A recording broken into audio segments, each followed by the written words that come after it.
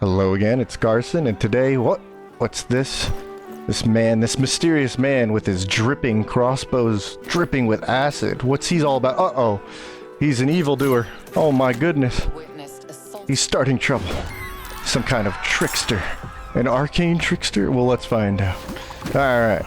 He's throwing out acid spells. Oh, noxious fumes. Now he looks like he's farting, and he's covered in doo-doo. Oh gosh. Alright, let's see where this goes. Oh, you hit me and you take acid damage? Interesting. Well, he takes damage with the noxious fumes. Taking damage from striking me. Oh, man. Is this hurting me more than it's hurting you, buddy? Alright, so what we can do is come on over here. Oof. Oof. Oh, shield. Got a card to play. Here we go. And then since he is a trickster, what's this? He's got his little buddy in disguise there. Alright. And he uses an offhand attack. Boom. Sneak attack. Ooh, now there's noxious fumes. Interesting. Flights away there. And then, of course, we can line this up. Nah, it doesn't look like it. So, here we go. He's got acid breath. What? That's pretty sus. What the heck's going on? Who is this mysterious evildoer? Oh no. He's got meta magic. He can also cast with his bonus action.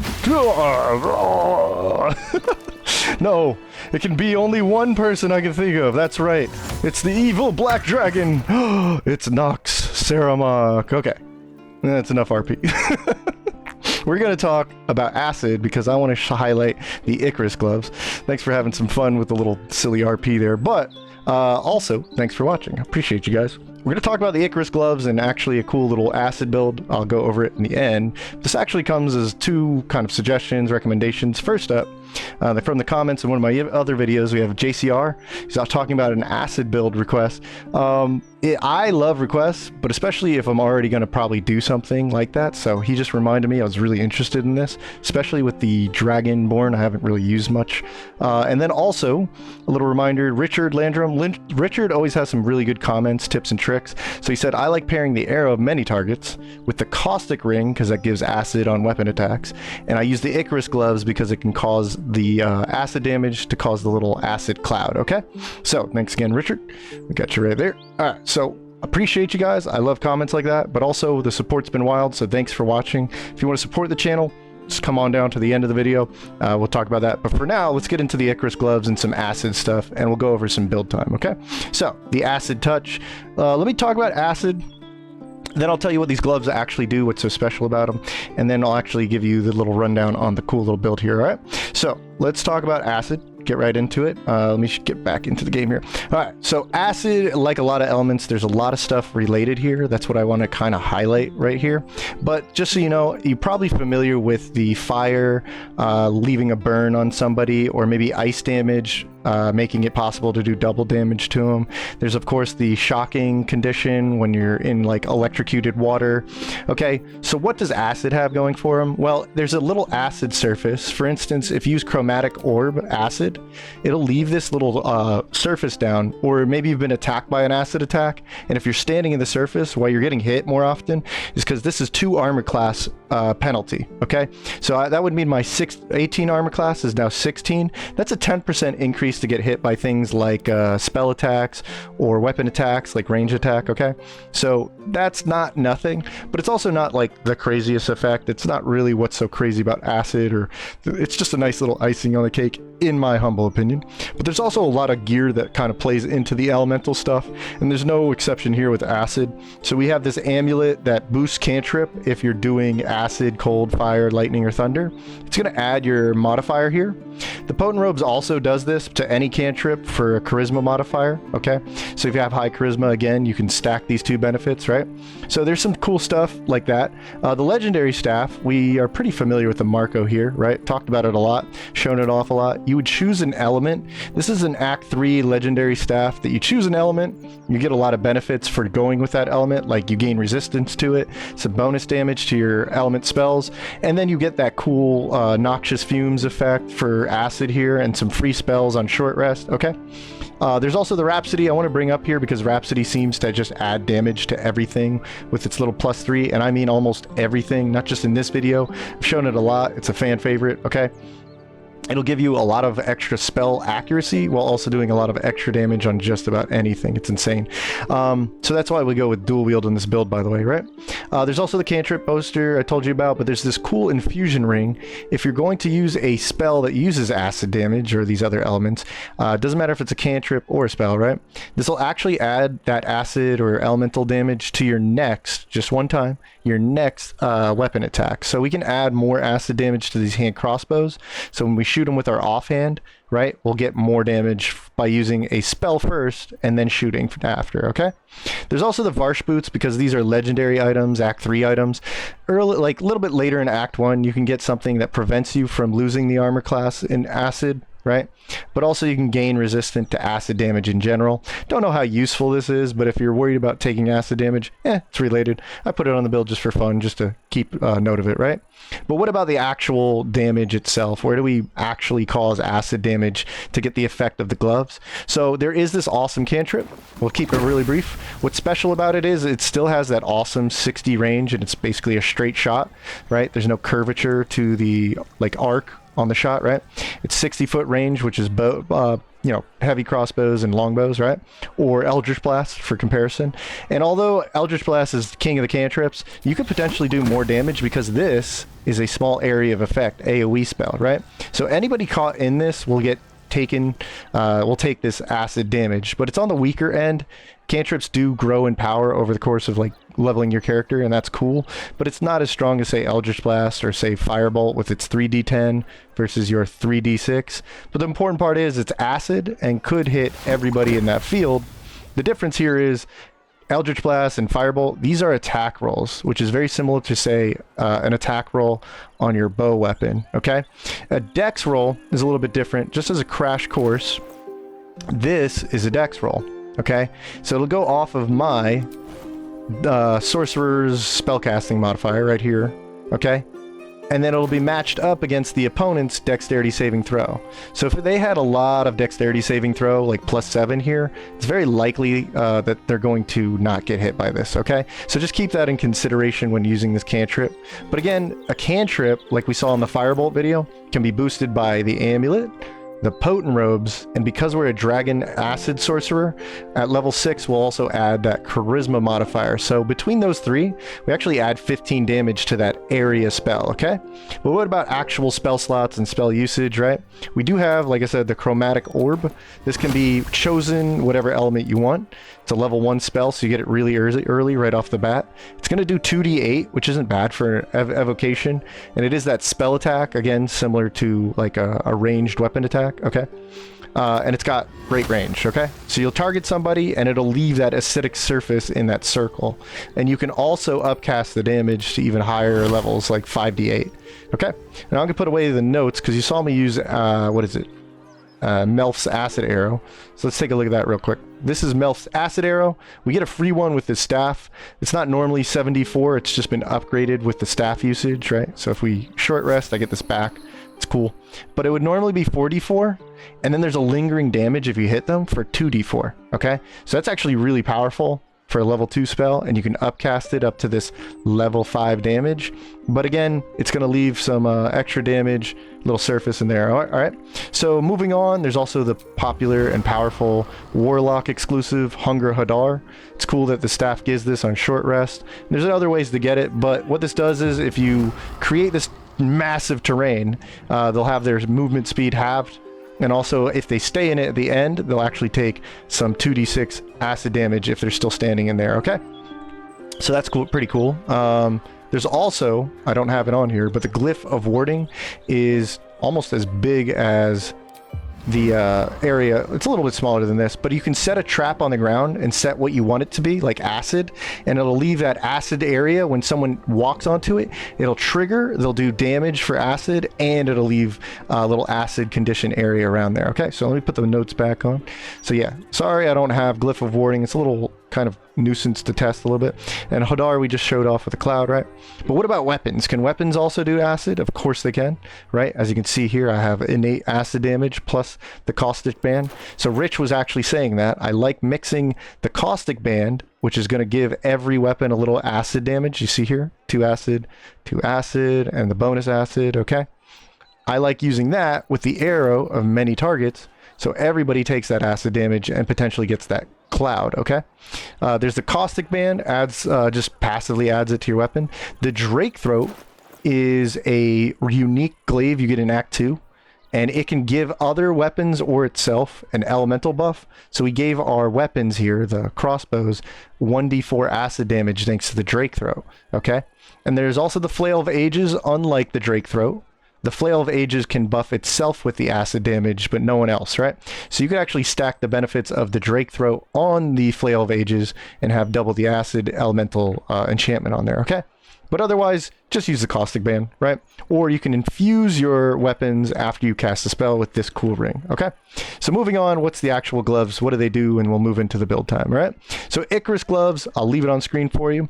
Obviously, when you deal acid damage, and any kind of acid damage, it could be spell, could be weapon, could be passive, right? There's a chance to inflict the Noxious Fumes condition for 3 turns. And what this does, the Noxious Fumes leaves a 1d4 acid damage on their turn, right?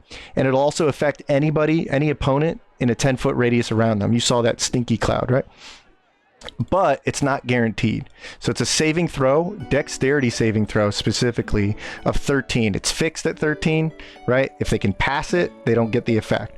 But if they have a low dexterity saving throw like our opponents here, they're more than likely to get it. Or if you hit them with Bane and you can lower these saving throws with Bane or Reverb or some kind of condition that lowers it, they're more likely to be susceptible to this and take that bonus passive damage and hitting everybody around them, okay? It's really good in clusters, obviously, if you have a lot of targets that are susceptible to this, can take the bonus acid damage and hit everybody around them.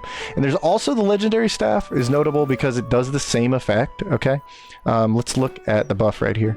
It says it also causes Noxious Fumes, but this is only going to affect your spells and cantrips like Acid Splash and the Chromatic Orb, okay? And apparently it also affects Acid Breath. Interesting. But yeah. So we can get double the chances with the gloves and the staff, but the Ichorous gloves are found in Act 2 a lot sooner than you can get this legendary staff, and this does affect all acid damage, all right? So without further ado, let's just have some fun with it and build time. I only made one character, I guess just because I'm still testing these gloves out, and this is the kind of stuff I come up with and go, huh, I actually want to run this, okay? So I'm just wanted to test both weapons and spells with these gloves. So I made one character that could do it all, and I made a fresh lizard for this, so be thankful. But anyway, this is Nox or Saramok or whatever the hell you want to call him. He's a black dragon. He's a literal black dragon, but he's a trickster black dragon sorcerer, right? So I think you would go trickster first, and then black dragon. But what's important here is if you want your charisma to be your modifier for like scrolls and the necklace and stuff, you have to go rogue and then sorcerer. It doesn't matter what levels you take first. It just has to be this class and then this class. Just wanted to clarify that. All right. And then we would go a 6-6 split, which means you only get 2 feats. So I would start the character with 16 dex. For just some highlights here, you get initiative, you get armor class, and you are using dexterity weapons. Okay. And then I would also get the 17 charisma, because with the hag hair we can get to 18, and with 1 feat, our first feat, we'd be able to get to 20, which gives us that +5 charisma modifier and makes it really easy to deceive and persuade people. All right. Okay. So like I said, our feats would be 2 charisma, and then we definitely want dual wield if we're doing this, because this is a stupidly good combo, especially for elemental builds. Okay. All right. So the Ichorous gloves, we know what that does. If we land some acid damage, we might potentially create an acid cloud, which adds more and more damage to them and the targets around them. If we do the potent robes and the amulet, this amulet plus this potent robes, that's 10 more charisma modifier. That's 10 more damage to our acid splash, which can be really deadly. Okay, so our cantrip damage gets boosted. The infusion ring, if we were to use that cantrip or another acid spell, the infusion ring will make our offhand shot, our next weapon attack, have more acid damage, so that's kind of cool. And then we have the caustic ring that just adds flat damage anytime we use a weapon attack, so we're always doing acid damage. All right. Then we have the cape. I think this is pretty cool. Not the craziest thing, but you saw when I was taking damage, if I take damage, they take damage. And what damage is it? Acid damage. And I think that does play into the Ichorous gloves, so that's cool too. And the Varsh boots, not that good here, especially once we have the staff, but I just wanted to show it. We have the Rhapsody. I told you it's crazy. It adds damage, adds accuracy. And the Marco staff is giving us free spells, another shot at the spells doing a Noxious cloud, and it adds more damage from proficiency. And finally, the reason we're using hand crossbows is because I can get sneak attack off with these, right? So that adds to more damage potential. And also if I'm using arrow of many targets with my action, or I'll put it this way. If I use my action, I can cast a spell, and then I can use my bonus action to use an offhand attack, and they play into each other, which is something I really like. But hey, check this out. Because of meta magic with the quicken spell, right? I can actually use my bonus action to cast the spell, and I can use my main action to use special arrows like the arrow of many targets. So if I'm willing to blow resources like that, I can invert these two and have different cards to play based on the situation, right? For instance, hopefully I can get this off, right? So let's check this out. I'll get right into it. I'll take a Bane on my guns here, and then I will speed potion and I will start some trouble. And let's see if I can do some damage. Alright, I'm a criminal. I'm inspired. Ooh, good try. Alright, we even have Hans over here. Hans is the trick to getting our sneak attacks if we don't have any allies nearby. No, we're ensnared. Ooh, spooky ghost hand. Alright. So what I was saying is, what we could do is right now, let's just do like a really powerful spell, because you both are like kind of standing in it. Let's see. Yeah, let's go for that. Boom. So I hit that guy with acid. Now I have acid infusion. So this bonus attack is actually going to give more damage to my offhand attack, alright? But even better than that, check this out. If I bring this guy over here, right? Now I can enable the sneak attack. So if I have somebody nearby, I shoot them, I can get sneak attack, right? So not only did they get the bonus acid damage, right? But they also took the bonus sneak attack damage, which is force damage, because I'm using the Never Misser. That's kind of cool. Okay, so are you gonna hit me? Uh-oh, he's gonna hit me, but I can always play shield thanks to the ability to be sorcerer and arcane trickster, both have that. So I can raise my armor class. You're being a jerk. That's right, you just missed the guy who's just sitting there. Okay, crazy. Alright, so now let's reverse what I just did there, right? I can now use my main action for an arrow of many targets, right? Bang, bang, bang, bang. Okay, so 1, 2, 3, they all took the acid damage with a single action, a single arrow, right? But this one got the Noxious fumes, so she's going to be taking extra damage, and if anybody's standing next to her, they're also taking that extra damage, right? Also, I can use my bonus action with the meta magic, and now I can cast another spell, right? So I could drop down something nasty like Hunger of Hadar. So hold on, let me keep Hans from dying here.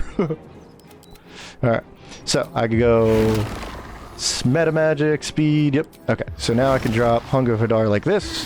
Kaboom! Alright, and if I'm hasted, I have a whole nother action, so I could do something cool like my lizard breath. Hey-ya! And now they both have Noxious fumes. So any type of damage I do, thanks to the gloves, can potentially lead to that bonus damage of Noxious fumes. Right? You don't want to be in Hadar, buddy. That's for sure. Ooh, you nice miss. Nice miss. Oh! Ooh. Ooh. Uh-oh. I ran out of speed. This is gonna hurt. Whoopsie. Oh, we got the whole squad here now. Looks like I'm a goner. They've stopped the evil Saramok. As people keep dying to acid. So yeah, you can see the extra damage there, and he just died even though... So he died from the bonus damage of the Noxious fumes, but also that cape, when he attacked me, he took bonus damage here. So I'll do you one little favor here, right here. I'll actually go through the damage records. I'll show you a little bit. So the reason that guy died is because I was hit for damage, and the cape retaliated So when I take damage, he takes acid damage. But when he takes acid damage, it's the 1d4 plus Rhapsody. So I'm getting cool bonuses like that. He was also hit for that bonus damage of like having the Noxious fume damage, right? So he took the 1d4 damage there. But again, Rhapsody, you gotta put it on this, okay? So the Noxious fume damage will take Rhapsody's bonus 3 damage, right? And plus all the other cool tricks I'm doing, having Hadar and so on and so forth, right? So there's a lot of cool things. I might play this in an honor run. This is really freaking cool. But I think that's gonna do it for today. Just wanted to highlight a really cool piece of gear that was kind of requested. All right, so how do you play like characters and levels and builds like this? Well, come watch the streams. I've definitely done Arcane Trickster. I love Arcane Trickster. I like mixing it in a multi-class or even doing it level 12. But this build, you might even see it in a future stream because I'm liking this and I wanted to play a Dragonborn. But I've tried to play on honor mode because I feel this is the most rewarding difficulty setting. It may seem tough, and the honor rule set does kind of limit what you can do at first, but once you realize how powerful you can make a character, you can get some really cool play styles like I was talking with the action and bonus actions. And if you beat honor mode where you can't take things back, you feel like a badass. Making your cool custom character overcome the obstacle that is honor mode is a real like rewarding blessing, you know, and I just want to see more people experience that. I think it's the best mode. But just have fun in the stream, come chat, leave a comment, ask some questions, leave a suggestion. I love it because you guys are my sponsor and I love that you're watching. I appreciate it. If you want to support the channel, I've made it as cheap as possible on YouTube, so thanks. But the best support is always just enjoying the video. All right, you guys have an awesome one, and maybe we'll see more of this evil lizard in the future. Until then, you have a good one.